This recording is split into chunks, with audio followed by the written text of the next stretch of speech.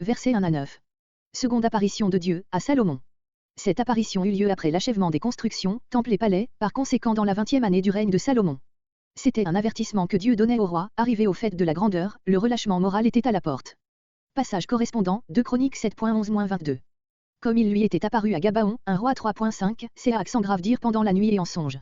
Ce n'est pas sans raison que cette seconde apparition est mise en relation avec celle de Gabaon, tout ce que Dieu avait alors promis était maintenant réalisé. Ce qui se passerait dans la suite, devait dépendre de l'attitude de Salomon. Verset 3. J'ai consacré cette maison, un roi 8.10. Verset 6. Verset 6 à 9. Il fallait qu'il y eût déjà dans la vie de Salomon des symptômes propres à motiver une menace aussi sérieuse, comparez Deutéronome 28.37, Deutéronome 28.45, Deutéronome 28.63. Verset 8. Elle sera haut élevée, ironique allusion à l'élévation topographique et religieuse du temple. Dans le cas prévu, ce sera par sa ruine que cet édifice attirera les regards. Sifflera, expression inarticulée et involontaire d'étonnement, en face d'un fait imprévu et terrible.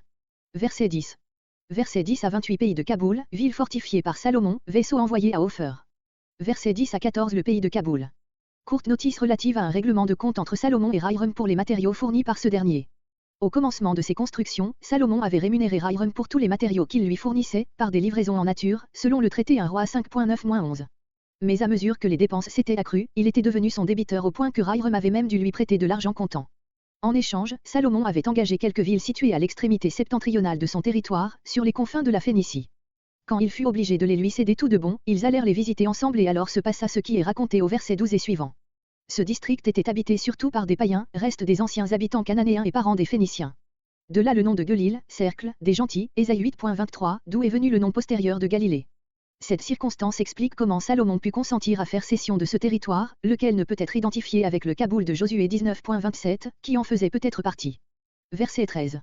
Mon frère, titre conventionnel que se donnaient les souverains. Kaboul, mot formé probablement des deux mots hébreux Séabal, comme rien. Joseph le fait venir du mot phénicien Chabalon, qui signifie déplaisir. Il est dit dans 2 Chroniques 8.2 que Hiram donna ces villes à Salomon et que Salomon les peupla d'Israélites. Hiram, mécontent, les aurait-il rendus à Salomon, qui l'aurait dédommagé de quelque autre manière. Verset 14. 120 talents d'or, à peu près 5400 kg. Verset 15. Verset 15 à 28. Constructions diverses au moyen de corvées, équipement d'une flotte. Avant d'énumérer les nouvelles constructions de Salomon, l'auteur explique ce qui les rendit possibles, ce fut la présence dans le pays de population cananéenne qu'il réduisit à la condition de serfs corvéables. En même temps l'auteur tient à montrer la différence que mit Salomon entre la manière dont il traita son propre peuple et le traitement qu'il appliqua à ses populations étrangères. Millot, voir Juge 9.6, de Samuel 5.9, note. Ce n'était pas seulement un grand remblai, ce remblai, qui fermait la vallée du Tyropéon et protégeait la ville haute, portait une forteresse. La muraille de Jérusalem.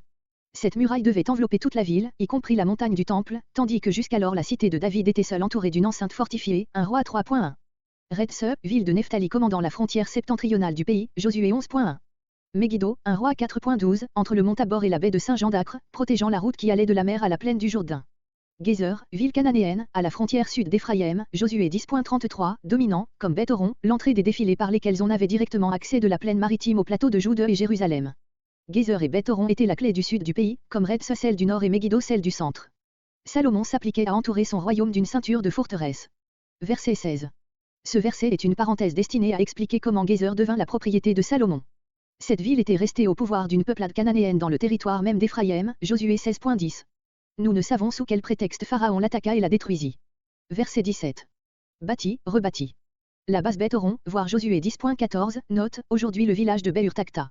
Verset 18. Bilat, voir Josué 19.44, note. Tamar. D'après Ézéchiel 47.19, il existait une ville de ce nom sur la frontière méridionale de la Palestine, sur le chemin qui conduit par le pays d'Édom à la mer Rouge et l'on comprend quel intérêt il y avait pour Salomon à posséder de ce côté de son territoire une ville fortifiée protégeant cette route de commerce. Les mots, dans le désert, dans le pays, indiquent qu'elle était située très au sud, mais pourtant encore dans le territoire israélite. Tel est le sens de notre passage le plus généralement admis.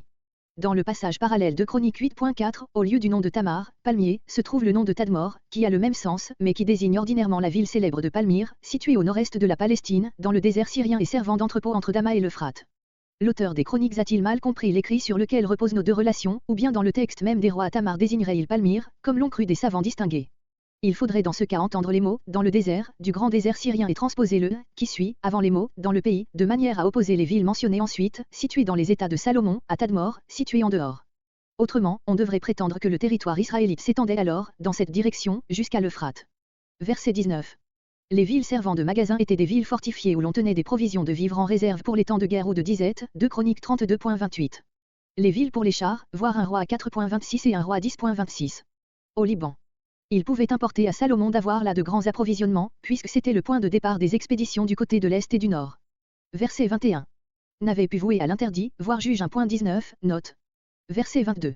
Salomon ne fit point de serfs.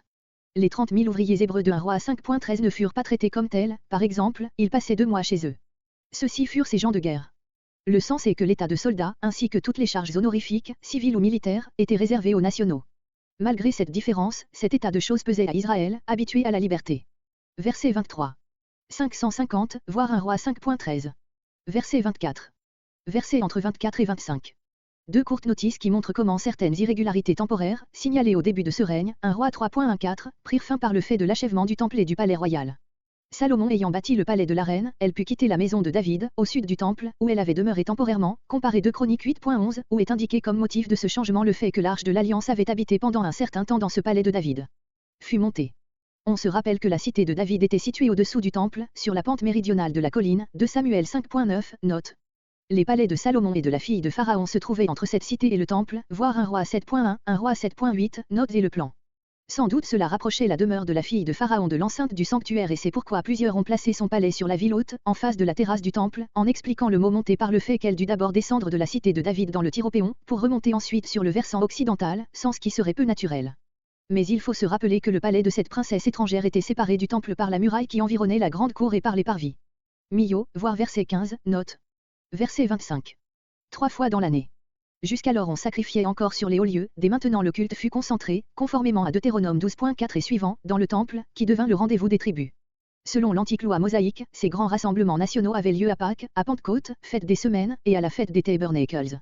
C'était dans ces occasions solennelles que Salomon offrait un sacrifice plus considérable que l'offrande journalière de l'Holocauste et du parfum.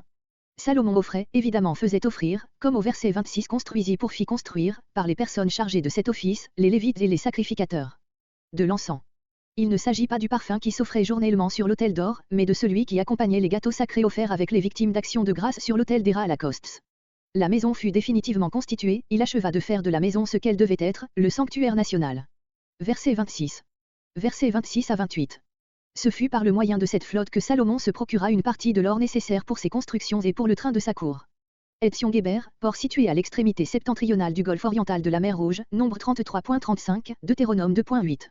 Elot, aujourd'hui Aqaba, sur une baie à l'orient du même golfe. Ces 2 villes, qui avaient une grande importance au point de vue commercial, avaient été conquises par David sur les Édomites, 2 Samuel 8.14. On se demande comment on trouva, dans cette contrée privée de bois de construction, de quoi construire une flotte. 2 Chroniques 8.17-18 parle de l'envoi de vaisseaux avec les ouvriers tyriens. Peut-être ce mot vaisseau désigne-t-il ici les matériaux nécessaires à leur construction qui furent envoyés de Phénicie. Verset 27. Les marins phéniciens étaient chargés de la conduite des vaisseaux. Ces marins s'engageaient souvent comme pilotes au service des rois étrangers. Verset 28. Ophir. Nous savons par Genèse 10.29 que Ophir était le nom d'un pays et d'un peuple dans l'Arabie heureuse. D'un autre côté les marchandises rapportées par la flotte de Salomon, un roi 10.11, un roi 10.22, proviennent en grande partie des Indes.